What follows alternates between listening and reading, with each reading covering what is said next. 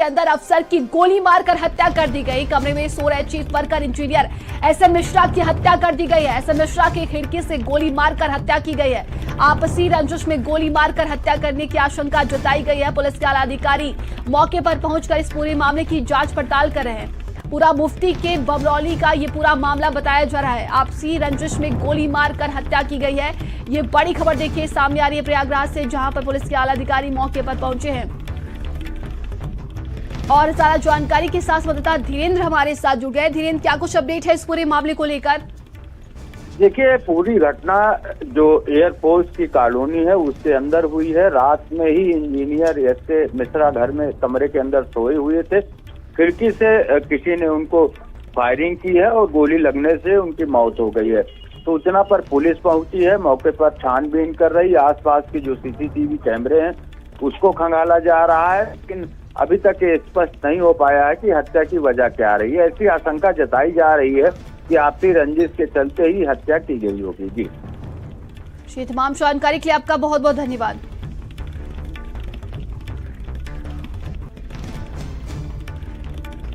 तो देखिए, कमरे में सो रहे अफसर की गोली मारकर हत्या कर दी गई है। एसएम मिश्रा की देखिए गोली मारकर हत्या कर दी गई है। आपसी रंजिश में गोली मारकर हत्या की आशंका जताई जा रही है। बड़ी खबर प्रयागराज से है। पुलिस के आला अधिकारी मौके पर पहुंचकर इस पूरे मामले की अब जांच पड़ताल कर रहे हैं।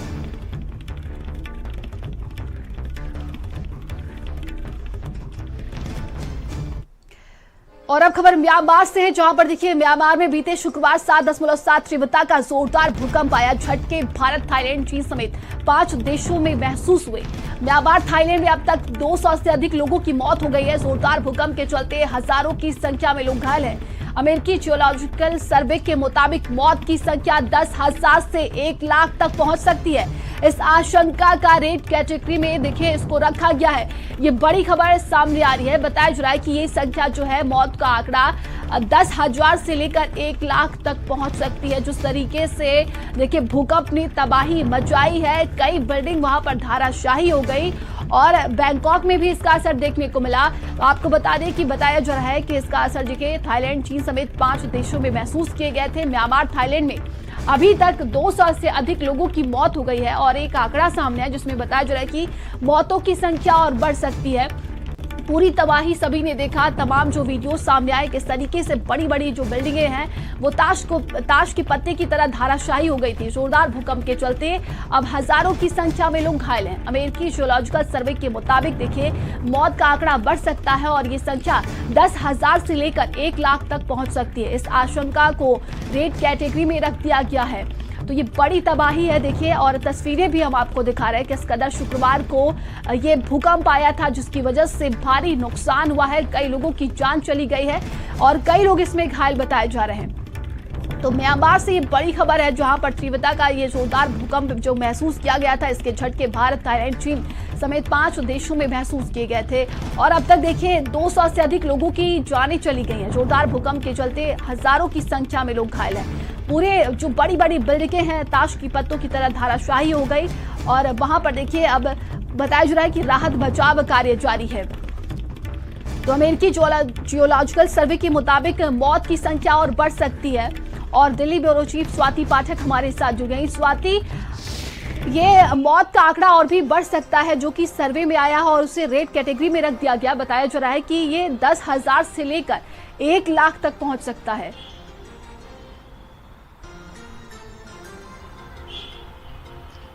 जी बिल्कुल, भारी तबाही म्यांमार में हुआ है और इसी वजह से जो बाकी देश है उनसे लगातार मदद मांगी जा रही है, क्योंकि 7.7 तीव्रता का भूकंप वहां पर आया और भारी तबाही की जो तस्वीरें हैं, अलग अलग जो वीडियोस हैं वो लगातार सामने आ रहे हैं और कई लोगों की जान इस भूकंप में गई है। 1000 से ज्यादा आंकड़े जो है वो अभी निकलकर सामने आ रहे हैं और कई लोग जो हैं वो घायल भी बताए जा रहे हैं, जिनकी संख्या हजारों में है। इसके अलावा कई जो ऊंची ऊंची इमारतें थी उसके ढहने की वजह से कई लोग अभी फंसे भी बताए जा रहे हैं। इसके अलावा अगर हम भारत की बात करते हैं तो भारत सरकार की ओर से ऑपरेशन ब्रह्मा चलाया जा रहा है और उसके तहत जो सामग्री है वो लगातार वहां पर भेजी जा रही है, क्योंकि दुनिया से मदद मांगी गई है। वहां पर जिस तरह से तबाही मची हुई है, ऐसे में अलग अलग देशों की ओर से लगातार मदद की जा रही है और भारत सरकार लगातार इस घटनाक्रम पर नजर बनाए हुए है और मदद भी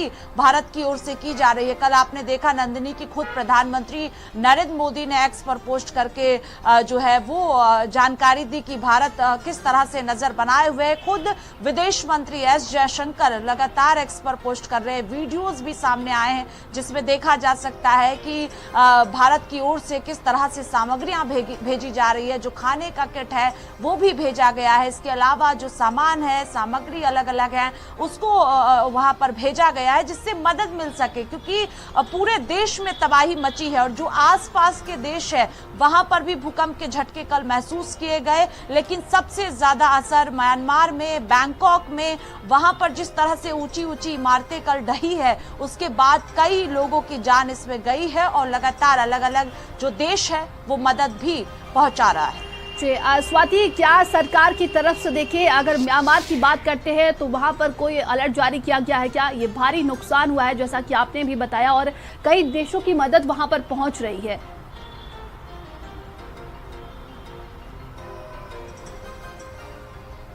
जी बिल्कुल, इमरजेंसी घोषित किया गया है, क्योंकि वहां पर अगर आंकड़े को देखें आप तो हजारों की संख्या में जो मौत का आंकड़ा है वो निकलकर सामने आ रहा है। कई लोग अभी तक जो है वो दबे हुए हैं, क्योंकि जो ऊंची ऊंची इमारतें बनी थी, आपने तस्वीरें देखी होंगी कि किस तरह से लोग जो है वो नीचे दबे हुए हैं, ऊपर से कई लोग नीचे गिरते हैं। तो भयावह तस्वीर, डरावने वाली तस्वीर जो है वो कल सामने आई है। और जब पहला भूकंप का झटका 7.7 का महसूस किया गया, उसके बाद कई और झटके आए हैं, 6.4 के भी झटके महसूस किए गए।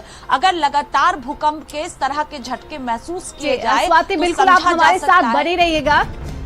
और ये बड़ी खबर देखिए सामने आ रही है। आपको बता दें कि लगातार देखा जा रहा था कि म्यांमार में जिस तरीके से नुकसान हुआ है, विदेश मंत्रालय के प्रवक्ता रणधीर जायसवाल ने जानकारी दी है। ये बड़ी खबर देखिए सामने आई। भारत म्यांमार को लोगों की सहायता के लिए काम कर रहा है और ये देखिए भारत की तरफ से म्यांमार के लोगों के लिए प्रथम रिस्पॉन्डर के रूप में काम कर रहा है। सहायता के लिए 15 टन राहत सामग्री की पहली खेप यांगून पहुंची है। तो भारत सरकार देखिए मदद कर रही है। टेंट, कंबल, स्लीपिंग बैग, खाद्य पैकेट, दवाओं की सामग्री वहां पर पहुंचाई गई है। राहत सामग्री में hygiene kit, generator, solar lamp भी इसमें शामिल है। और ये बड़ी खबर हम आपको बता रहे हैं, म्यांमार के भूकंप पीड़ितों के लिए भारत का ऑपरेशन ब्रह्मा चलाया जा रहा है और ऐसे में विदेश मंत्रालय के प्रवक्ता रणधीर जायसवाल ने इसकी जानकारी दी है। भारत सरकार देखिए पूरी तरीके से मदद कर रही है। तो म्यांमार लोगों की सहायता के लिए काम कर रहा है भारत सरकार और जिसका ऑपरेशन का नाम दिया गया है ब्रह्मा। म्यांमार के लोगों के लिए प्रथम रिस्पॉन्डर के रूप में भारत काम कर रहा है। और स्वाति हमारे साथ लगातार जुड़ी हुई है। स्वाति देखिए ऑपरेशन चलाया जा रहा है जिसका ब्रह्मा नाम दिया गया है। ऐसे में कई जो जरूरी चीजें हैं वो म्यांमार तक पहुंचाने की पूरी कोशिश कर रहा है भारत।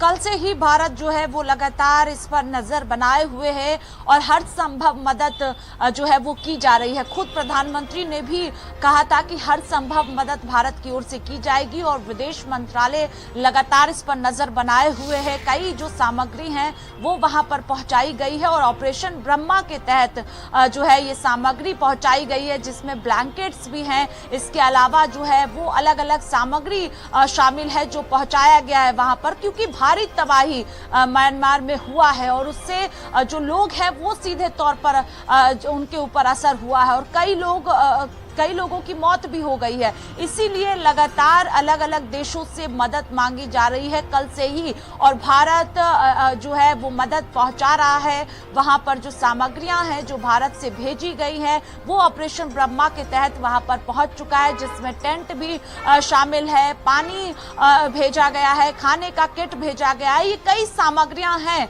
जो वहां पर भेजी गई है और खुद विदेश मंत्री लगातार इस पर नजर बनाए हुए हैं। प्रधानमंत्री प्रधानमंत्री नरेंद्र मोदी एक एक अपडेट इस पर ले रहे हैं और किस तरह से हर संभव मदद की जाए उस पर भारत सरकार लगातार जो है वो वहां पर मदद पहुंचा रहा है और बाकी देशों से भी मदद मांगी जा रही है, क्योंकि जब भूकंप वहां पर आया उसके बाद इसका असर आसपास के देशों में भी देखने को मिला, लेकिन भारी तबाही वहां पर हुई है। बैंकॉक में इसका जिस तरह से असर हुआ है, जिस तरह से आपने वीडियोस देखी होंगी ट्रेनों की, वो भी अपने आप में भयावह थी। जिस तरह से ऊंची इमारतें सीधे तौर पर ताश की पत्तों की तरह ढहते हुए हम सब ने वीडियोस को देखा है, वो अपने आप में डराने वाला है और यही वजह है कि अभी म्यांमार को लगातार भारत की ओर से मदद भेजी जा रही है और जो सामग्रियां हैं वो वहां पर पहुंच भी चुकी है ऑपरेशन ब्रह्मा के तहत।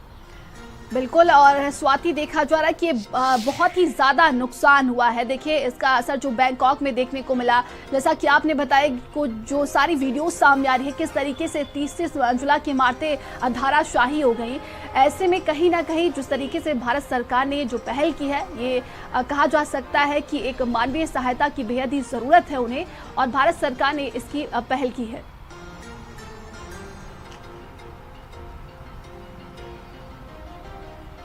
जी बिल्कुल, इसकी जरूरत इस वक्त म्यांमार को है क्योंकि भारी तबाही वहां पर हुई है और अगर सामग्री पहुंचती है तो तुरंत राहत कहीं ना कहीं मिलेगी। यही वजह है कि भारत ने तुरंत ऑपरेशन ब्रह्मा चलाया और वहां पर जो है वो 15 टन से ज्यादा सामग्रियां वहां पर भेजी गई है, जिससे राहत म्यांमार को मिल सके, क्योंकि वहां पर लोग आहत हुए हैं और जिस तरह से अभी भी वहां पर रेस्क्यू लगातार चलाया जा रहा है कि जो लोग दबे हुए हैं, जो लोग फंसे हुए हैं, उन्हें तुरंत बाहर निकाला जाए। और भारत जिस तरह से इस मामले में तुरंत अगर हम कहें तो जिस तरह से वहां पर सामग्री पहुंचाई गई है वो अपने आप में कहा जा सकता है कि बड़ी राहत म्यांमार को मिलेगी इससे सीधे तौर पर, क्योंकि जरूरत इस वक्त है। और जो सामग्रियां पहुंचाई गई हैं उसमें खाने की भी सामग्री है, पानी भी पहुंचाया गया है और इसके अलावा टेंट भी पहुंचाया गया है कि जिसकी जब जरूरत पड़े तुरंत जो है उसका उपयोग किया जा सके। और इसीलिए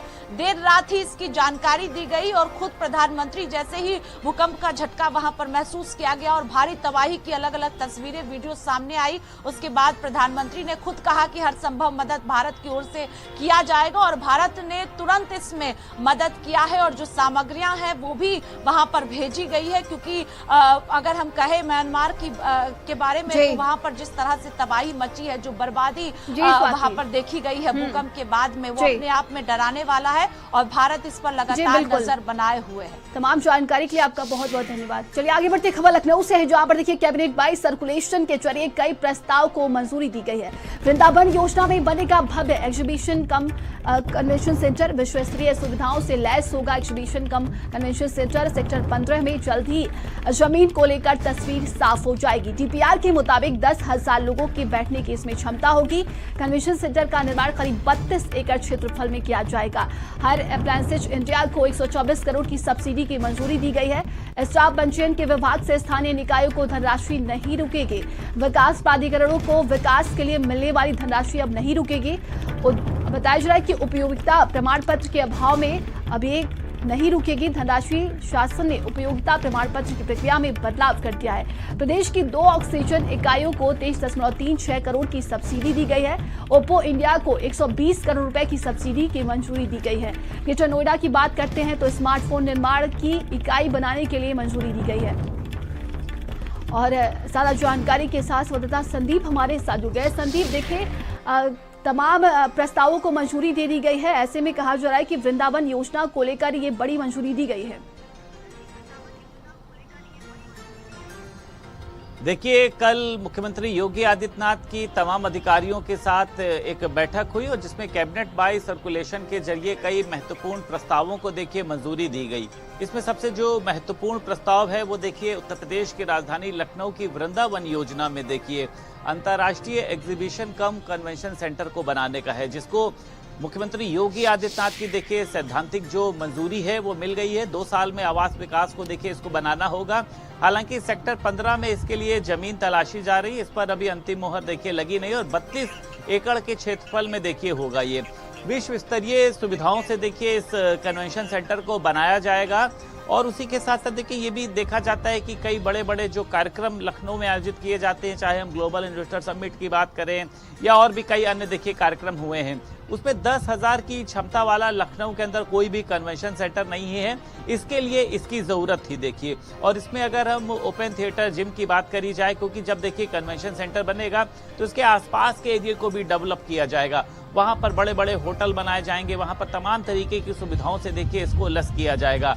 आवास विकास परिषद को देखिए इसकी जिम्मेदारी दी गई है कि 2 साल के अंदर जो है वो इसको बना लिया जाएगा।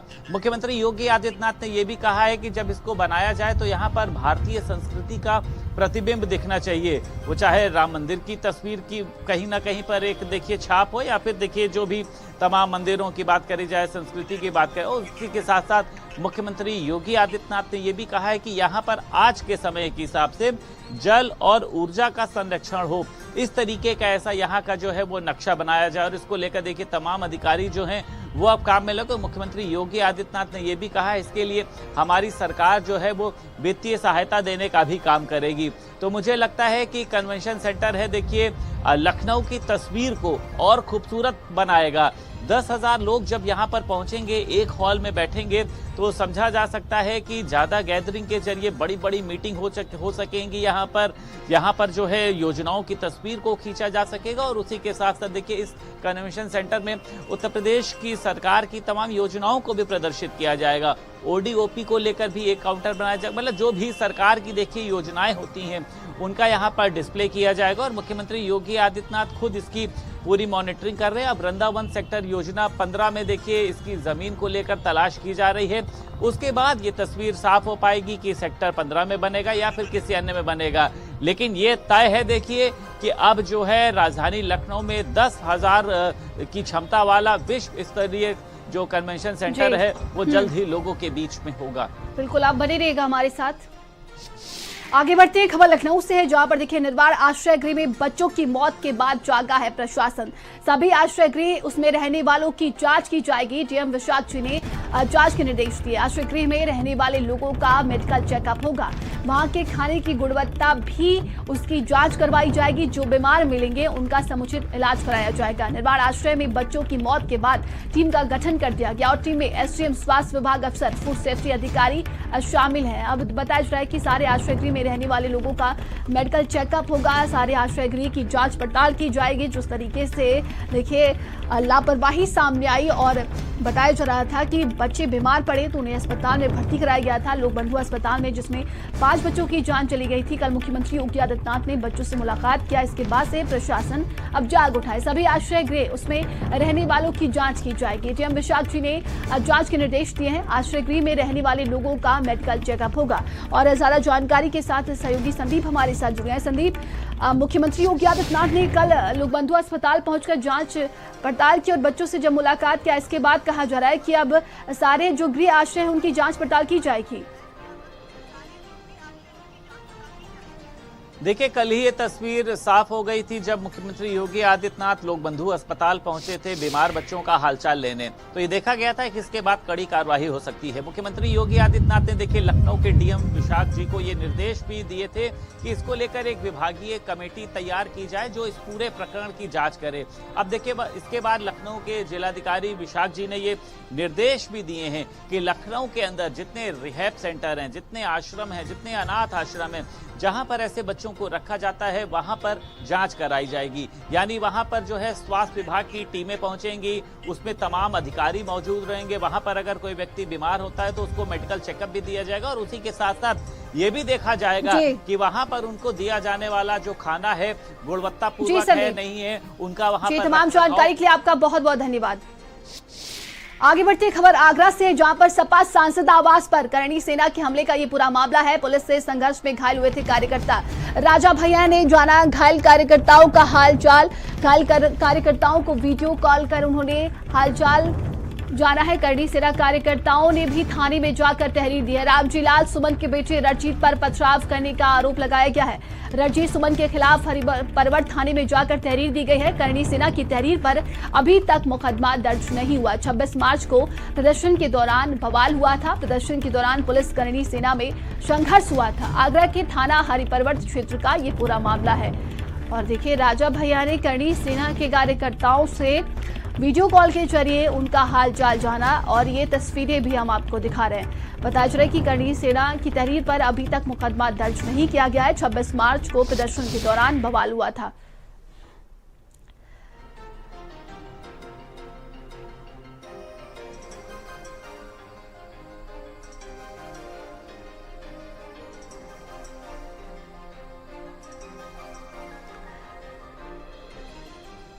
और ज्यादा जानकारी के साथ संवाददाता शोभित हमारे साथ जुड़ गए हैं। शोभित, बताया जा रहा है कि जितने भी करणी सेना के जो कार्यकर्ता घायल थे उनसे राजा भैया ने उनका हालचाल जाना है वीडियो कॉल के जरिए।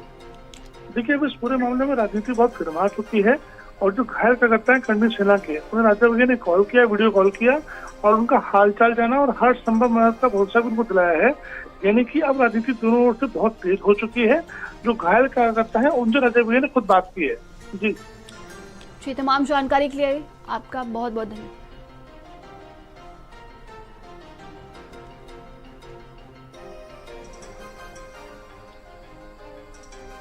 खबर आगरा से, जहां पर देखिए पत्नी की मौत हो गई और पति फरार हो गया। शव को कंधा देने के लिए कोई नहीं आया। सूचना के बाद फर्ज निभाने पहुंची थाना जगदीशपुरा पुलिस। शमशान तक थाना प्रभारी दरोगा ने कंधा देकर अंतिम संस्कार कराया।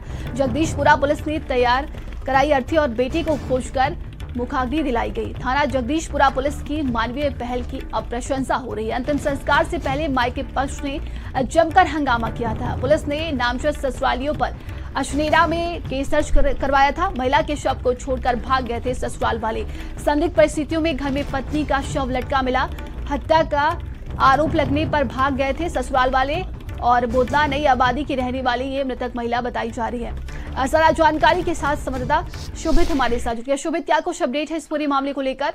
देखिए, जब महिला की मौत होती है तो ससुराल जन महिला को छोड़ के भाग जाते हैं वहाँ से। कंधा देने वाला कोई नहीं मिलता है।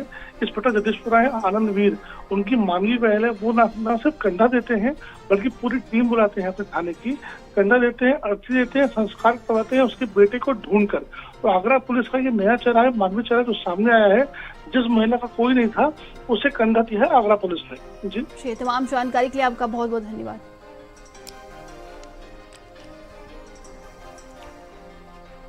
तो जगदीशपुरा पुलिस की अब हर जगह प्रशंसा हो रही है। और खबर आगरा से है, जहां पर देखिए बताया जा रहा है कि पत्नी की मौत हो गई तो पति फरार हो गया। इसके बाद शव देने वाला कोई नहीं था तो पुलिस आगे आई और इस मानवीय पहल की अब हर जगह प्रशंसा की जा रही है। तस्वीरें भी हम आपको दिखा रहे। देखिए, थाना प्रभारी दरोगा ने कंधा दिया शव को और इसके बाद देखिए बताया जा रहा है कि जो ससुराल जन थे वो फरार हो गए थे।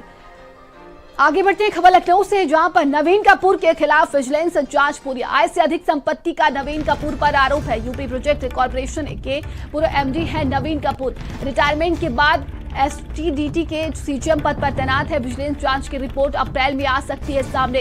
ये बड़ी खबर देखिए सामने आ रही है। बताया जा रहा है कि विजिलेंस जांच की रिपोर्ट अप्रैल में सामने आ सकती है और अब इस पूरे मामले की जांच पड़ताल खत्म हो चुकी है। तो खबर लखनऊ से है, नवीन कपूर के खिलाफ विजिलेंस जांच पूरी हो गई है और आय से अधिक संपत्ति का नवीन कपूर पर आरोप है। यूपी प्रोजेक्ट कॉर्पोरेशन के पूर्व एमडी है नवीन कुमार। रिटायरमेंट के बाद एसटीडीसी के सीजीएम पद पर ये तैनात है। विजिलेंस जांच की रिपोर्ट अप्रैल में सामने आ सकती है। तो आय से अधिक संपत्ति के मामले में जांच पड़ताल की जा रही थी जो कि अब पूरी हो चुकी है और बताया जा रहा है कि अप्रैल में रिपोर्ट सामने आ सकती है। तो खबर लखनऊ से है, नवीन कपूर के खिलाफ विजिलेंस जांच पूरी हो चुकी है। आय से अधिक संपत्ति का नवीन कपूर पर आरोप लगा था।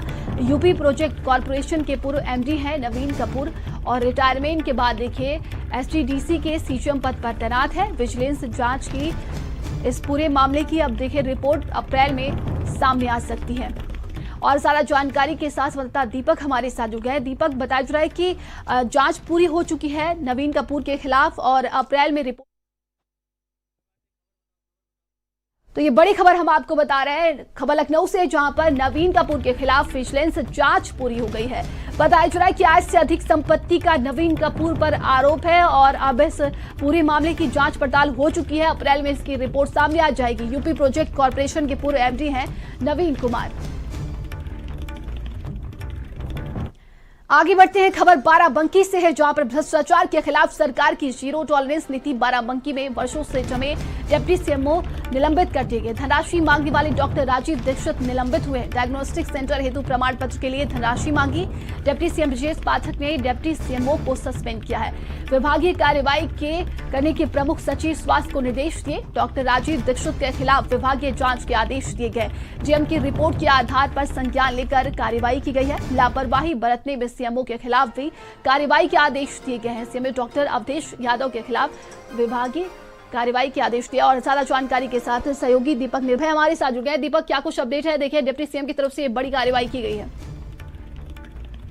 देखिए, बिल्कुल नंदनी, ये पूरी बात हम आपको बताएं तो बाराबंकी का जो सीएमओ ऑफिस है वो पूरी तरह से भ्रष्टाचार का अड्डा बना हुआ है और लगातार सीएमओ और सीएमओ ऑफिस इन दोनों की गठजोड़ और साथ में जो नोडल अधिकारी हैं, जो पीएनडीटी के नोडल अधिकारी हैं और जो डायग्नोस्टिक के नोडल अधिकारी हैं डॉक्टर राजीव दीक्षित, ये लगातार पहले से भी चर्चित और विवादित रहे हैं। इससे पहले जो उनकी पोस्टिंग थी सूरतगंज में, वहां भी ये चर्चित रहे थे, वहां से इनको हटाया गया था शिकायतों पर। उसके बाद ये रामनगर गए, वहां भी इनको शिकायतों के आधार पर हटाया था। जानकारी के लिए आपका बहुत बहुत धन्यवाद। आगे बढ़ते हैं खबर लखनऊ से, जहां पर यूपी के सरकारी निजी प्राइमरी स्कूलों के लिए नई गाइडलाइन जारी कर दी गई। 31 जुलाई तक 6 साल की उम्र वाले बच्चों को ही प्रवेश मिलेगा। 6 साल की उम्र वाले बच्चों को ही कक्षा में प्रवेश मिलेगा। नए शैक्षिक सत्र 2025 और 26 के लिए गाइडलाइन जारी कर दी गई। बेसिक शिक्षा विभाग की ओर से आयु सीमा तय कर दी गई है। आयु सीमा तय किए जाने से स्कूलों में बड़ी राहत मिली है। परिषदीय प्राथमिक स्कूलों में करीब 40 लाख बच्चे प्रवेश लेते हैं। हर साल करीब 40 लाख बच्चे कक्षा 1 में प्रवेश लेते हैं और इसको लेकर देखिए गाइडलाइन अब